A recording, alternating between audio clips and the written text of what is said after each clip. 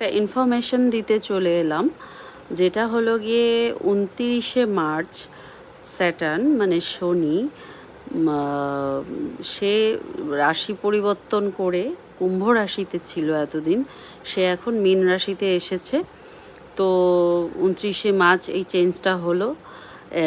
তার জন্য কি হবে, যাদের মকর রাশি ছিল মানে মকর রাশি মানে যাদের চন্দ্র জন্মকালীন বার্থ চার্টে চন্দ্র ইয়েতে রয়েছে, মকর রাশিতে রয়েছে, তো সেই মকর রাশির কিন্তু খুশির খবর তাদের শনির সাড়ে সাতির এত বছর 7.5 বছর ধরে যে এত ঝামেলা এত দুর্যোগ যে হলো সেটা কিন্তু এবার শেষ হলো। হ্যাঁ, কারণ শনি কুম্ভ রাশি ছেড়ে কোথায় চলে গেছে, মীন রাশিতে। এবার কুম্ভ রাশির শনি সাড়ে সাতির লাস্ট ফেজ শুরু হলো। আমাদের শনির সাড়ে সাতির 3টে ফেজ থাকে, ফার্স্ট 2.5 বছর, সেকেন্ড 2.5 বছর, থার্ড 2.5 বছর। কিভাবে হয় শনির সাড়ে সাতি?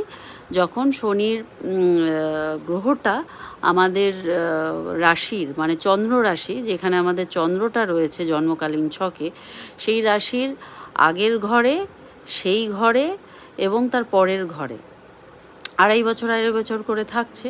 এবং সেই সময়কালীন যখন রাশির চন্দ্র রাশির আগের ঘরে থাকছে তখন ফার্স্ট সাড়ে সাতি, যখন চন্দ্র রাশিতে থাকছে তখন সেকেন্ড সাড়ে সাতি, যখন চন্দ্র রাশির পরের ঘরে থাকছে তখন হয়ে যাচ্ছে লাস্ট সাড়ে সাতি। তো কোন রাশি? মীন রাশির এখন কুম্ভ রাশির লাস্ট সাড়ে সাতি চলছে, আরম্ভ হলো। আর মীন রাশির হচ্ছে গিয়ে সেকেন্ড সাড়ে সাতি আরম্ভ হলো এবং মেষ রাশির ফার্স্ট সাড়ে সাতি আরম্ভ হলো, শনির সাড়ে সাতি আরম্ভ হলো।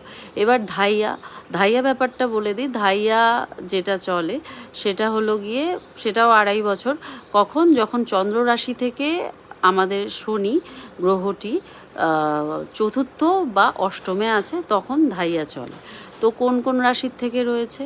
সিংহ রাশির থেকে এখন অষ্টমে চলে গেছে আমাদের শনি গ্রহ, তো সিংহ রাশির ধাইয়া চলবে। আর চতুর্থ কোন রাশির যাচ্ছে সেই রাশিরতে ধাইয়া চলবে। তো চতুর্থে যাচ্ছে হচ্ছে গিয়ে ইয়ের থেকে, ধনুর থেকে। তাই ধনু মকর কুম্ভ মীন, তাহলে চতুর্থ। তো ওখানে ধাইয়া চলবে। ঠিক আছে, আমি কি বোঝাতে পারলাম? তো ধনুরাশি আর রাশির ধাইয়া।